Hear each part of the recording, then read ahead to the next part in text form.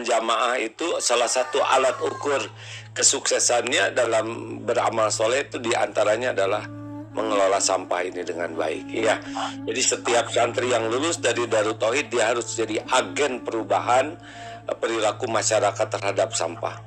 Ada kurikulumnya nanti Pak Alek, Pak Ustadz ya. Sok silakan lanjut sedikit. Ya, silakan Pak Alek. Ya, baik. Bismillahirrahmanirrahim. Bismillahirrahmanirrahim. Wassalamualaikum warahmatullahi. Terima kasih Ustaz Farudin, AA yang telah memberi kesempatan, dan juga guru-guru kami, alhamdulillah, Pak Gugut, Pak Dudi, dan juga Ustadz ini hadir juga nih Pak Giarto dari Ciamis, guru kita. Alhamdulillah. Iya. Saya lagi mengamati, saya rasanya kenal gitu.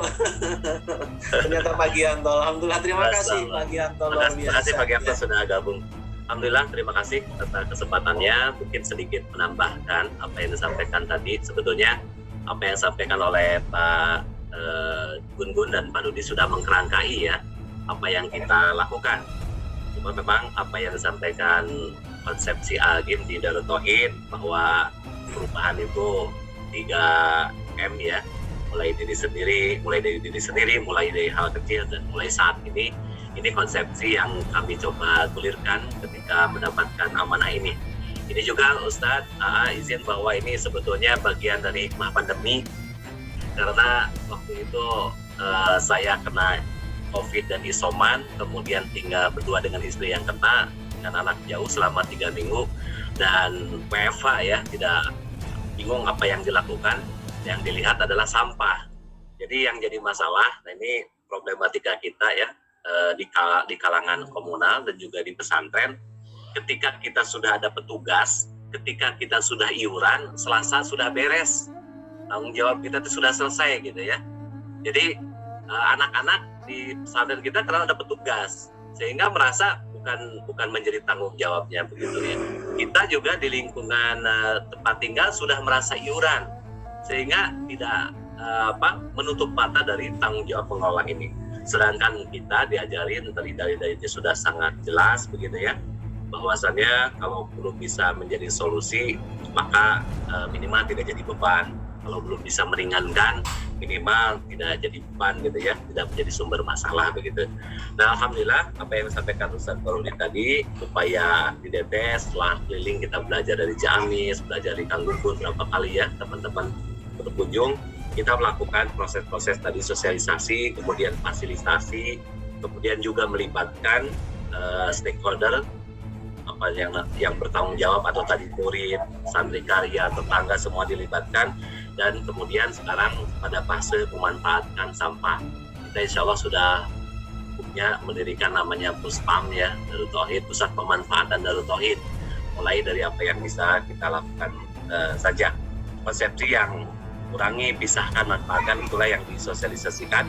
Kemudian dari sisi fasilitasi, alhamdulillah sejak belajar konsep 3R ya di PD Kebersihan waktu itu atau Dinas KLH di Bandung, kita ada 3 kotak sampah ya, tempatkan di setiap pojok. Ada sampah kering, ada sampah organik, ada juga yang sampah recycle, ada seperti itu. Kemudian kita untuk mengelola sampah saat ini ada yang komunal, ada yang rumahan, konsepnya seperti itu. Pak Giarto izin, kami membuat yang konsep dapur itu kita selesaikan dengan komunal. Sementara karena asrama kita terpisah-pisah, jadi ada di beberapa tempat yang terpencil gitu ya. Di Bandung juga ada beberapa titik, sehingga kita solusikan dengan Makom namanya. Kita coba inovasikan. Waktu itu saya ikut workshop di LIPI ya, yang mengenalkan konsep pengelolaan sampah berbasis Magot tapi kelas rumahan, yang dari ember 2 dibalik itu ya. Nah, kita gencar pembangunan di sini, banyak kaleng-kaleng cat yang tidak terpakai. Isi satu pel itu kan 20 liter atau 20 kilo. Nah, kita sebar di setiap titik yang tidak terjangkau untuk dimasukkan ke dalam pengelolaan komunal dengan Makom. Jadi sebulan sekali petugas mendatangi untuk mengambil komposnya dan memasangkan atau memasukkan bibit-bibit baru. Nah, untuk yang dapur di Eko Pesantren saja, ini baru yang efektif kita kelola di Eko Pesantren. Jadi pesantren 2 setelah yang pusat di Derkalong, kita buat yang skala komunal ukuran sampahnya santri kita sekitar 1.000, sehingga kalau 0,5 kg katakanlah per hari kalau santri begitu nyampahnya, maka ada sekitar 39% ya. Saya hitung sekitar 100-150 kilo per harinya sisa makanan santri.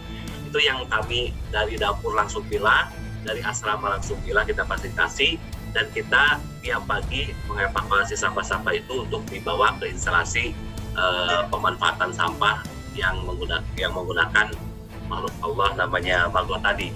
Ya, sebagaimana tadi diceritakan, ternyata Pak Giarto benar bahwasanya maggot itu makan kurang lebih 2 kali lipat berat badannya ya. Ini efektif kalau kita composting sebulan sampai 3 bulan, dikembalikan hanya ke tanah, tapi dengan menggunakan media maggot ini bisa lebih efektif, lebih cepat dengan timbulan sampah yang sebesar tadi begitu. Kemudian pemanfaatannya setelah dari maggot, kita juga alhamdulillah di Eko Pesantren kawasan kami di Saben 2 ini ada lele ya. Kita ada 22 bioflok. Ada 22 bioflok. Jadi separuhnya 10 bioflok itu untuk bibitan, kita ada pembibitannya, dan 10 bioflok untuk pembesarannya. Yang 2 ini adalah untuk indukan. Kurang lebih 1 biofloknya 1.000 ekor ya. Yang itu sementara ini baru langsung diberikan dari maggotnya begitu. Nanti ke depan kita juga akan pelleting ya, dari maggot kita olah menjadi komposisi yang tepat buat pellet sebagai bahan dasarnya dari maggot untuk sumber proteinnya. Yang ini katakan sampai 40% sumber proteinnya luar biasa. Kalau 3% atau 60% sekarang itu biaya makannya bisa kita konversi dari maggot, maka HPP-nya akan murah. Jadi lele untuk santri, nah santrinya full gizi ya, karena makan ikan ini sangat dianjurkan.